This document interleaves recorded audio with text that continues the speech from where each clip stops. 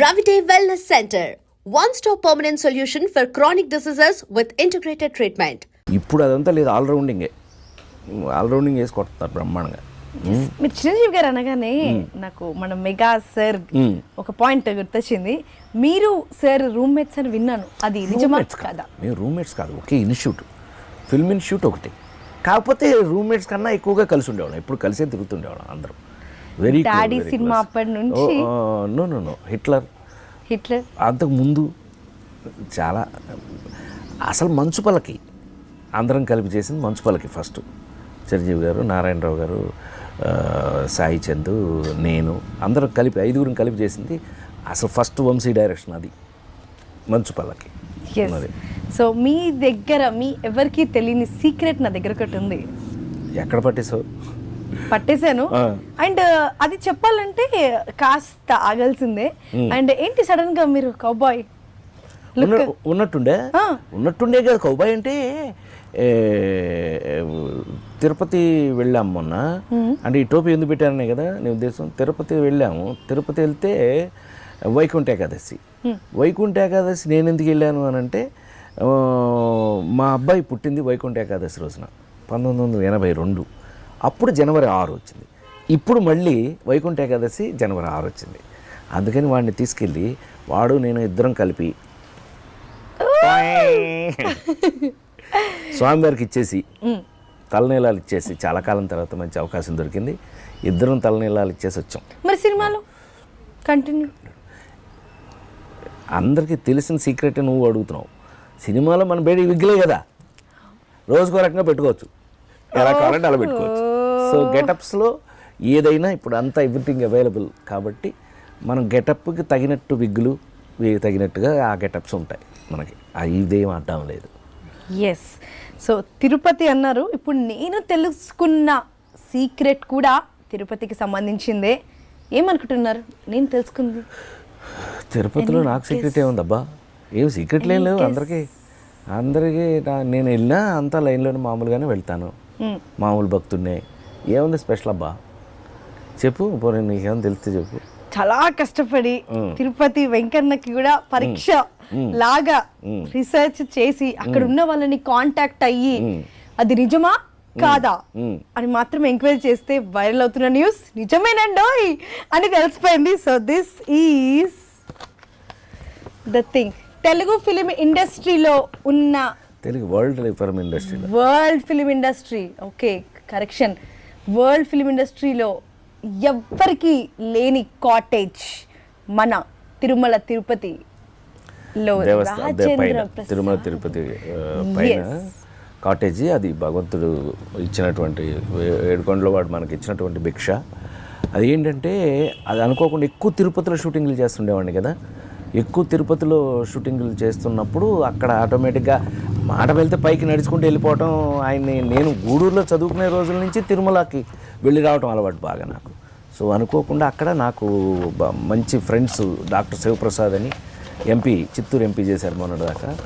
అట్లాగే రమణ అని, వెంకటరమణ తిరుపతి ఎమ్మెల్యే, వీళ్ళిద్దరు పని అది చేసి, లేదు గురుగారు మీరు ఇక్కడ కాటేజ్ కట్టాల్సిందే అని అంటే, స్వామివారు ఇచ్చినటువంటి అవకాశం మనకి తిరుమల కొండ మీద మనం కాటేజీ కట్టడం. అయితే ఏంటంటే మనం ఉండగా మనం లేనప్పుడు కూడా పర్మనెంట్గా ఉండేదే ఇలాంటివి. నేను ఎంతకాలం ఉంటాం అంతే కదా, దాటిన తర్వాత ఉండం కదా.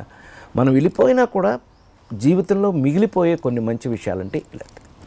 ఎస్. అండ్ పూరా మన ఇండియన్ ఫిలిం ఇండస్ట్రీలో you are the only person who got in Washington డీసీలో అవార్డ్ హానర్ రావడము, ఆస్ట్రేలియాలో రావడము. అవును, we all feel very proud of you sir. And ఆ టైంలో నేను కలవలేదు, ఇప్పుడు ఆ కంగ్రాచులేషన్స్ చెప్తున్నా నేను. Thank you. ఎందుకంటే అంటే నిజంగానే ఇండియన్ న్యూజెర్సీ అసెంబ్లీ కదా, ఇప్పుడు మనకి ఇండియాలో కనుక తీసుకున్నట్టయితే ఒక్కొక్క రాష్ట్రం, ఆ రాష్ట్రంలో అసెంబ్లీ ఉంటుంది కదా, అట్లా న్యూజెర్సీ అసెంబ్లీలో వాళ్ళందరూ తీర్మానం చేసి మనకి ఇచ్చిన సన్మానం. ఎస్.